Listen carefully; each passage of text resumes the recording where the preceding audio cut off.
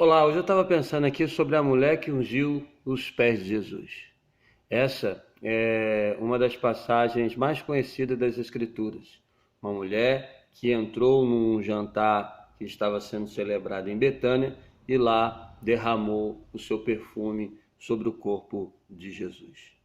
Sem dúvida alguma, esse fato representa para nós uma ação que entrou para a história. O próprio Jesus disse acerca dessa mulher: deixai-a, porque ela praticou para comigo uma boa ação.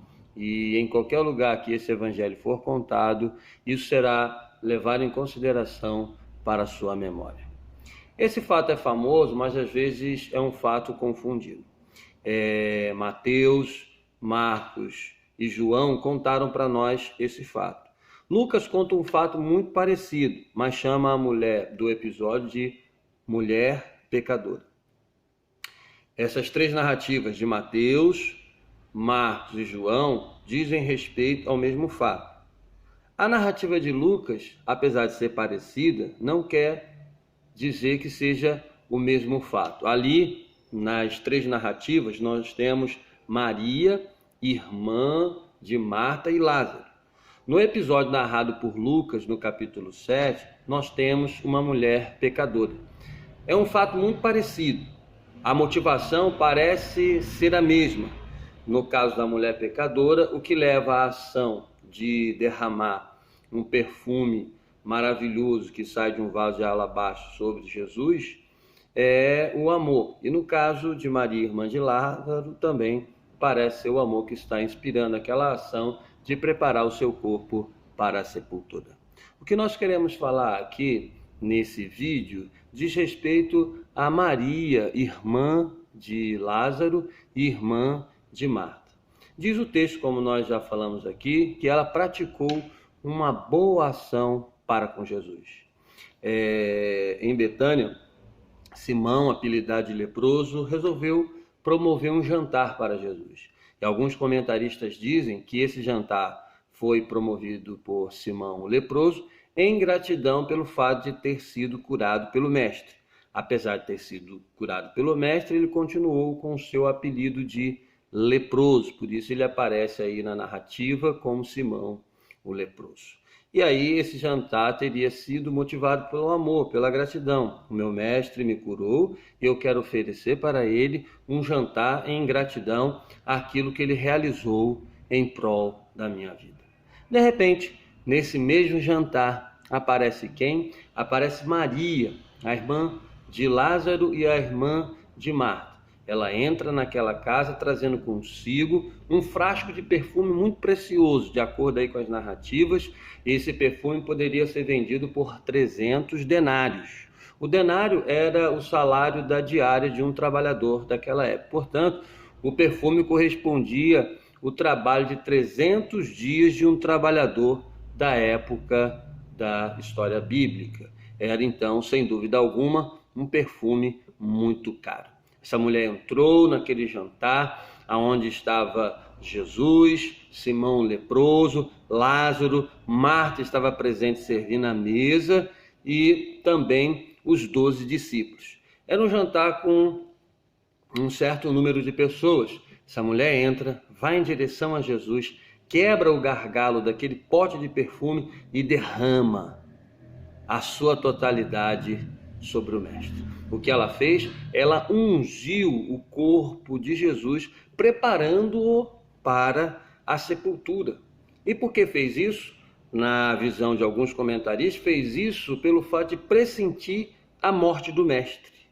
Ela, pressentindo a morte do mestre, entra naquele jantar e unge o seu corpo para a sepultura. O próprio Jesus disse dessa mulher: deixai-a. Ela fez para comigo uma boa ação, preparando o meu corpo para sepultura. Então, é possível que essa mulher, pressentindo a morte de Jesus, fez essa ação que foi criticada por muitos, mas elogiada pelo próprio Jesus. E o que seria essa morte? Uma fatalidade? O que seria essa morte? O poder dos seus adversários contra ele? Não, essa morte era uma morte voluntária do nosso mestre, porque ele mesmo disse: ninguém tira a minha vida, eu voluntariamente a dou. Essa morte foi uma expiação para perdoar os nossos pecados. Portanto, era uma morte estabelecida no plano de Deus para matar o pecado e nos trazer a vida eterna. Sem dúvida alguma, com isso em mente, nós nos achegamos ao Mestre para fazer o que essa mulher fez.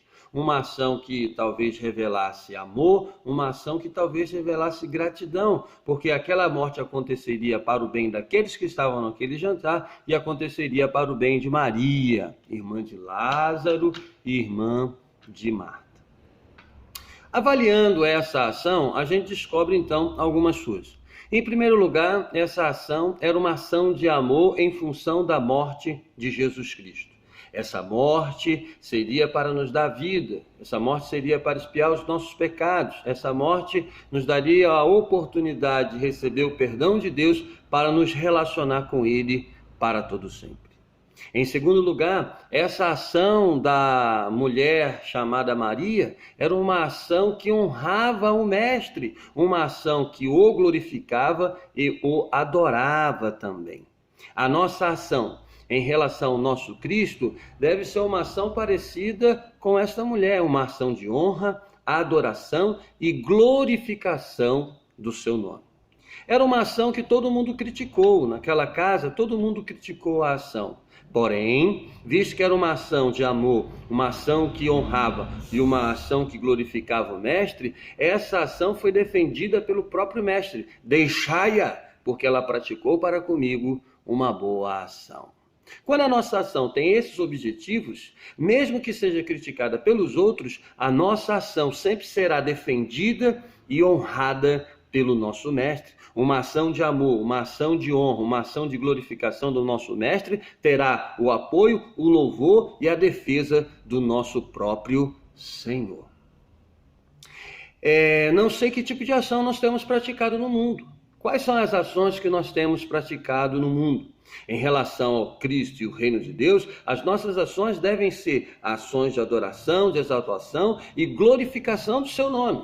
Mesmo que a gente encontre crítica, mesmo que a gente encontre oposição, porque quando as nossas ações partem nesse princípio, podemos encontrar essas críticas e oposições. Todavia, o Senhor sempre estará ao nosso lado nos defendendo e nos incentivando a continuar nesta ação que glorifica, exalta e reflete o amor para com a sua pessoa.